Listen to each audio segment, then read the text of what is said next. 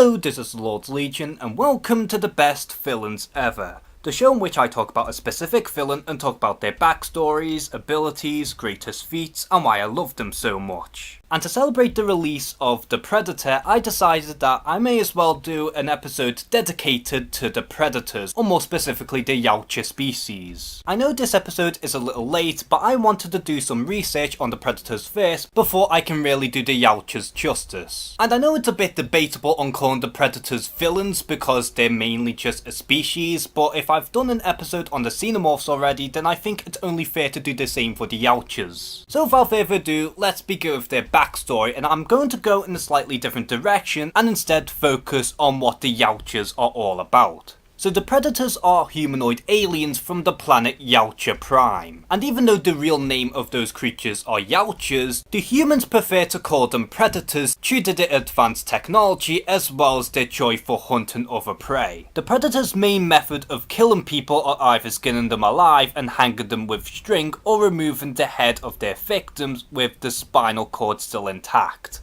Some of the Predators would eventually come to Earth and would be discovered by the ancient people, mainly the Aztecs, as to which they worshipped the Yautjas as gods. The Predators then taught the Aztecs on how to make pyramids, and some of them were used to store Xenomorphs for the Predators to hunt as a rite of passage. And the main hobbies of a Predator is to of course hunt down worthy prey, whether it be a human, xenomorph, another animal, or another species entirely. So long as the prey are worthy enough, then the hunt is all fair game. Now what's very interesting about the Predators is the fact that they have their own honor code, in which every single Yautja have to religiously follow the specific code. The main one is of course hunting worthy game. So long as the prey are considered a threat to the Predators, then they are a worthy game. And typically unworthy game include children, the elderly, pregnant females, and the sickly. The second code is honorable death. If the hunter fails on their hunt, then they have to kill themselves. Otherwise they are viewed as cowards and outlaws. The third code they have to follow is hunting down weak prey for food. Any formidable prey cannot be eaten. The fourth code is that they cannot claim others' trophies, as that is seen as a great offence. The fifth code is that they cannot kill a wounded game. If the prey are too weakened and can't even defend themselves, then they are no longer considered worthy prey. And the last code is that no hunter should ever interfere with another's hunt, or at least not without their permission.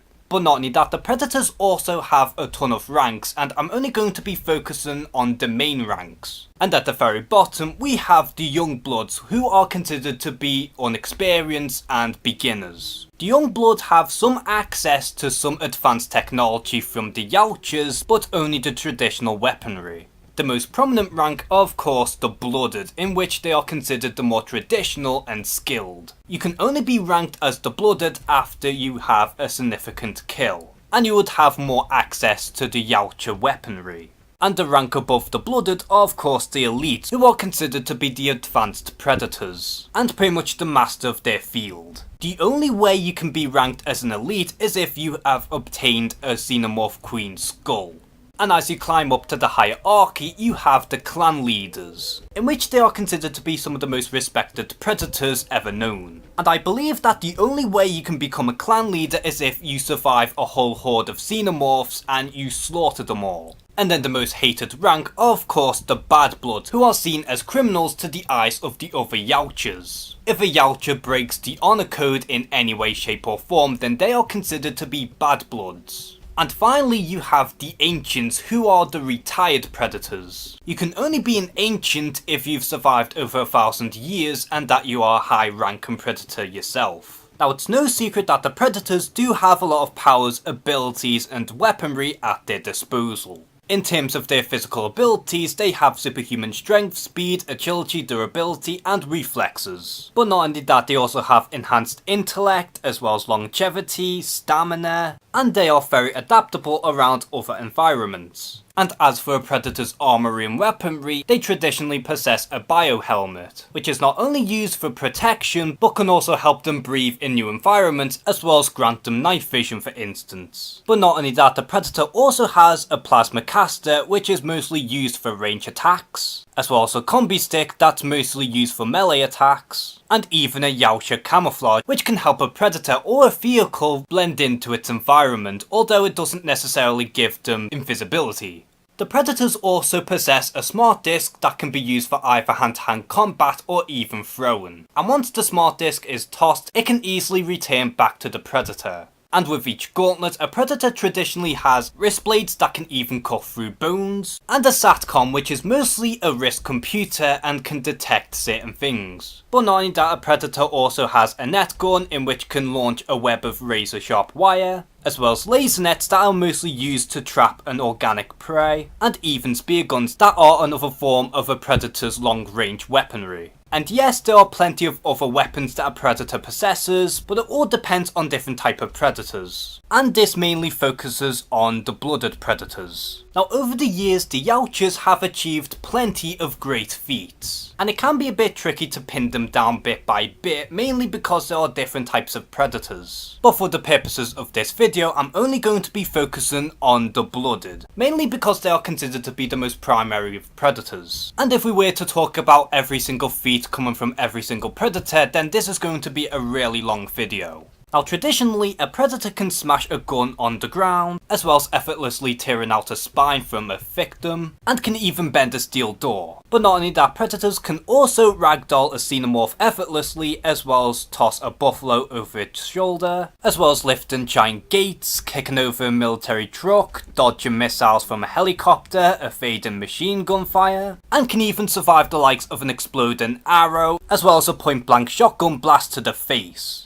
Now usually in these videos I would focus on different incarnations of a specific villain, but in this case, much like with the Xenomorphs, I want to briefly talk about each film in the Predator franchise and how I feel about how the Yautjas were portrayed in each film. And of course we begin with the film that started it all, Predator, which even to this very day I still think is a very well made movie. And the way they portrayed the Predator in this film was very menacing and intimidating, because most of the time you don't even know what the monster is. And even though the Predator was shrouded in mystery for most of the film, you can still feel its presence and you fully buy into the fact that this Predator lives up to its name. And then we have Predator 2, which admittedly I haven't seen this one, so I don't really have too much to say. Although I am aware that Predator 2 was the film that did expand on the whole Yautja lore, much like how Dark Horse was also expanding on the Predator mythos. And then we didn't have another Predator movie for 20 years until the release of Predators, and even though some people don't like this movie as much, I still think that it's a very worthy sequel for Predator. It was a great return to form while at the same time trying new things with the Yautja mythos. Yes, it has its flaws, but for the most part I think Predators still holds up to this day. And I am still bummed in that we're not going to see a sequel for Predators. And then lastly we have the latest release, In the Name of the Predator, as to which this movie has divided the Predator fanbase. Me personally, I thought that the film was enjoyable for what it was, despite the fact that it's stupid and was all over the place. I know the movie did change a lot from the Predator mythos that turned many fans the wrong way, and personally I don't blame them, but in my eyes I think the movie could have been much worse. And by worse, I'm talking about both Alien vs Predator movies, because they are abysmal, and a complete spit in the face to both Alien and Predator.